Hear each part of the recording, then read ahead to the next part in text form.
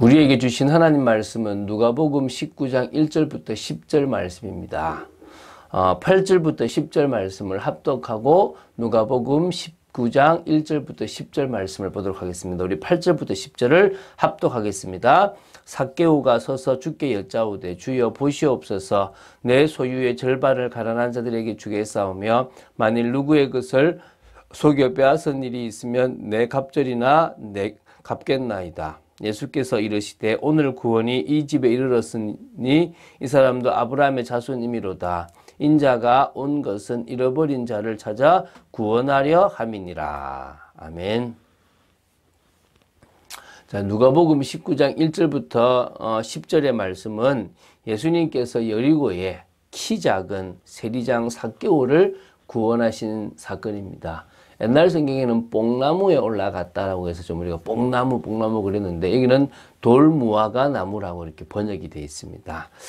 이 사건은 누가복음의 주제를 매우 선명하게 부각시켜주는 사건이라고 보시면 됩니다. 다시 말하면 초림예수, 재림예수라고 그러잖아요. 앞으로 오실 예수님은 재림예수인데 심판주입니다. 초림예수님께서 이 땅에 오신 목적은 바로 구원을 위한 겁니다. 그것을 잘 함축적으로 제시한 사건이라고 보도됩니다. 인자이신 예수님께서 이 땅에 오신 목적은 삭개오와 같이 잃어버린 자를 찾아 구원하시기 위함이었다라고 10절에 분명히 말씀하고 있습니다. 자, 이제 누가복음 19장 1절부터 27절을 보면 이제 두 번째 단락이 끝이 난다고 보시면 되는데요. 지금 요렇게 지금 이어지는 것은 이제 28절부터 예수님께서 예루살렘에 입성을 하시게 됩니다. 왕으로서. 그때부터 이제 고난주간이 시작되는데요. 그 전에 지금 일어난 사건들이 1절부터 27절까지입니다. 그 중에 지금 오늘이 보게 되는 게 10절이라고 보시면 되고요. 이게 예수님의 마지막 순회 전도 기간이라고 보시면 되겠고요. 그것에 막바지 이르러 지금 예루살렘의 지금 코앞에 있다라고 보시면 됩니다. 삭개오와 같았던 우리에게 주신 이 구원의 은혜를 잊지 말고 감사하고 전하는 저희들이 되어야 될 줄로 믿습니다. 자, 1절부터 4절을 먼저 보도록 하겠습니다.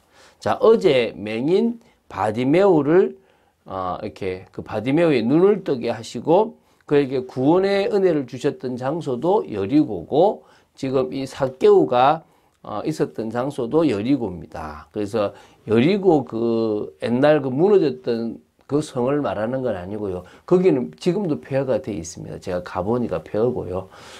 삭개오가 이렇게 올라갔다라고 하는 돌무화과 나무, 뽕나무에 제가 가봤거든요. 뭐 저는 올라가진 않았지만은 이렇게 그걸 해놔놨습니다. 여기가 그 나무일 거다라고 이렇게 하는 것들이 있습니다. 그러니까 그 여리고가 있는데 어제 말씀드렸지만은 구여리고가 있고 신여리고가 있는데 신여리고를 헤롯 대왕이 지었다라고 얘기를 했죠. 그죠? 어쨌든 뭐 그거는 뭐 중요하지 않으니까. 어쨌든 지금 예수님께서 여리고로 들어가 이제 지나가시는데요. 그때 이제 삭개오라 이름하는 자가 있었습니다. 바로 세리장이요 부자라고 나옵니다. 이 삭개오라는 뜻이 어떤 뜻이냐면 깨끗한 자, 의로운 자라는 이름이에요. 뜻이에요. 근데 지금 반대 인생을 살아가고 있잖아요. 그의 직업이 그 당시 사람들이 부정하게 여기는 허가받은 도둑이라고 하는 세리입니다. 그 세리장인데요. 이 삭개오는 자신의 이름에 걸맞지 못하게 살아가고 또 그것으로 말미암아 비난을 받고 스스로도 자신의 삶에 대한 갈등을 느끼고 있었다라고 보시면 됩니다. 그래서 삭개오는 부자라고 합니다. 이것은 그냥 잘 먹고 잘 사는 정도가 아니라 당시 유대인 대부분이 식민 생활 때문에 가난한 생활을 했던 것과는 대조적이잖아요. 그러니까 재산이 많다란 말입니다. 부정직한 방법, 세리라는 직업을 가지고 부를 축적했다라는 것입니다. 그러니까 한마디로 구원과는 거리가 먼, 하나님의 말씀과는 거리가 먼 인생을 살았다라고 볼 수 있겠죠. 근데 삭개오는 예수님이 실제 어떤 분이신지 이제 지나간다는 얘기를 듣고 보고자 노력을 했습니다. 키가 작고 사람이 많아서 볼 수가 없게 되자 갈급한 마음에 이 돌무화과 나무에 올라갔습니다. 이 삭개오가 올라갔던 그 나무가 이제 우리 옛날 때는 뽕나무, 지금은 돌무화과 나무라고 얘기를 하죠. 그죠? 단순한 호기심 때문에 올라갔다라고 볼 수는 없습니다. 그 세리장의 체면이 있는데 그 체면에 불구하고도 나무에 올라간 겁니다.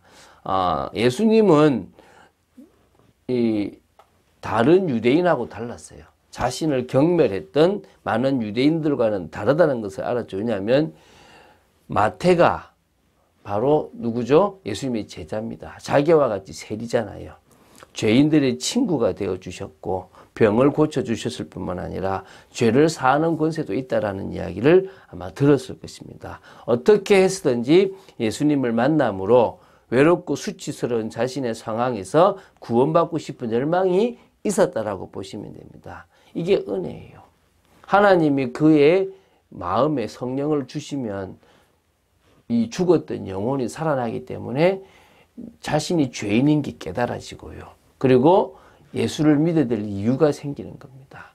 그게 은혜입니다. 그래서 우리는 전적 은혜라고 하는 겁니다. 하나님의 은혜를 받은 사람들은 이런 마음으로 갈급해지시고 주님께로 나오게 되는 겁니다. 그러니까 내가 뭔가를 나온 게 아니라 주님이 나를 살려주셨기 때문에 내가 나아갈 수 있다고 보시면 됩니다.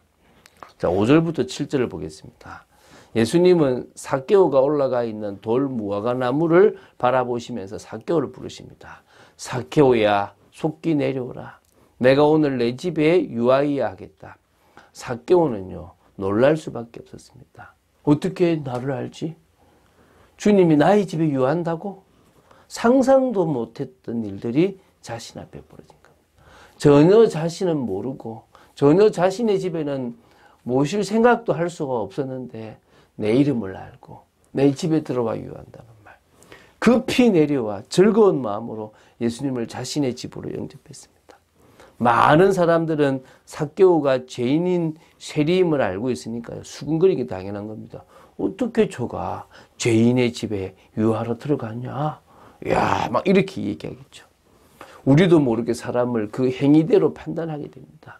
물론 행위로 보는 것도 맞습니다. 말만 믿는다고 반듯하게 말하면서 믿음이 없는 사람을 말만 듣고 믿음으로 인정할 필요는 없습니다. 그 사람이 진짜 믿음이 있는지는 그 사람의 삶의 모습을 보면 알게 되는 것도 맞습니다. 그러나 그 사람이 죄인의 삶을 살았다 하더라도 오늘 돌이키고 그 사람이 그 마음으로 주님을 받아들이고 정말 바뀌기를 원한다면 우리는 그 사람이 바뀔 수 있다고 믿어야 될 줄로 믿습니다. 교회는 정말 회개하고 돌아서려는 죄인들을 받아주는 곳이 되어야 되는 것이 당연합니다. 자, 8절부터 10절을 보겠습니다. 사람들의 수군거림을 삭개오가 아마 알았는지 또 아니면 제가 볼 땐 그게 아니고 자신이 자신의 죄를 알고 돌아서기를 위한 것이지 않겠습니까? 그래서 삭개오가 8절에 고백을 합니다. 뭐라고 그러냐면 주여 보시옵소서 내 소유의 절반을 가난한 자들에게 주겠사오며 만일 누구의 것을 속여 빼앗은 일이 있으면 내 갑절이나 갚겠나이다. 이게 행위를 잘했다 이게 아닙니다. 이 사람이 착한 일을 했으니까 구원받는다 이 말이 아닙니다.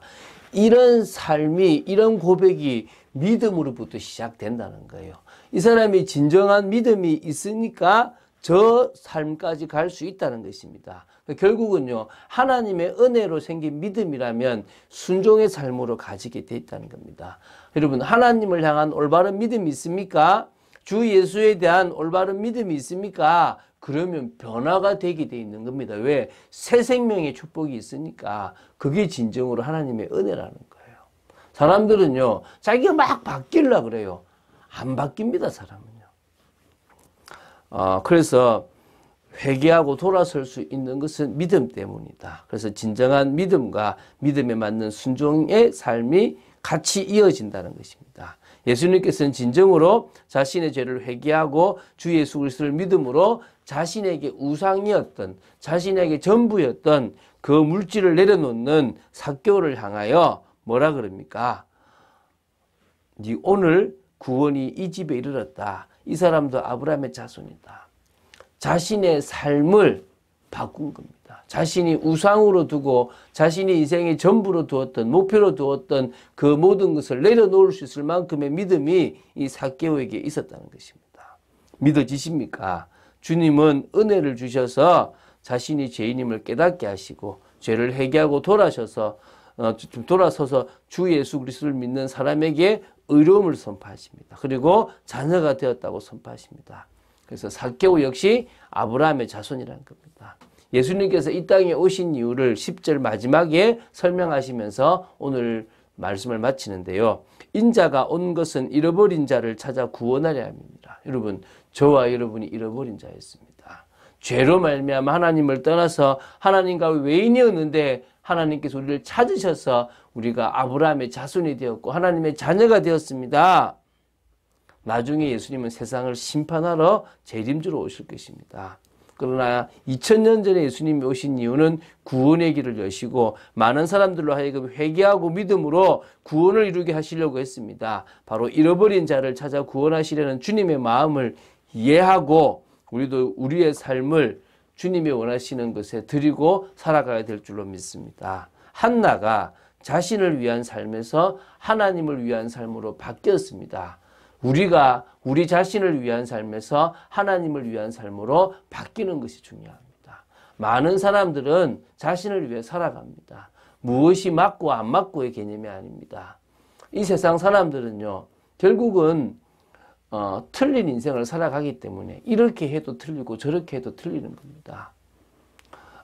그래서 우리는요, 이 정치인들을 우리가 사실은 거짓말쟁이라고 얘기하지 않습니까? 근데 뭐 정치인들만 거짓말쟁이 있습니까? 경제인들은 아니고 지식인들은 아닙니까? 어떤 의미에서는요, 종교인들도 거짓말쟁이들이 많고 일반인들도 자기를 위해서 살아갑니다. 그래서 우리는요, 고통을 당하는데 그 고통을 당하는 이유가 자신 때문임을 모르고 있습니다. 근데 어느 순간에 알게 되고 그게 중요한 것이 아니라 정말 내가 주님을 위해서 이 부분을 내려놓기 시작한다라고 시작하면 그때부터 응답이 온다는 걸 알게 되기 바랍니다. 오늘 하루의 삶도 하나님의 말씀에 붙잡힌 바 되어진 축복의 삶을 살아가게 되기를 주 예수 그리스도 이름으로 축원드립니다. 주는 그리스도시요 살아계신 하나님의 아들이심을 고백합니다. 말씀 따라가는 축복 누리기 원하며 이 삭개오와 같았던 저희들의 삶이 변화되어 주님을 믿고 주님의 말씀을 따라 세상에서 인정받는 삶이 되었은 것이 감사합니다. 더더욱 하나님 아버지 믿음의 삶을 살아갈 수 있게 하시고 하나님의 은혜로 살아가는 저희들 되도록 지켜 주시옵소서. 주 예수 그리스도 이름으로 기도드립니다. 아멘.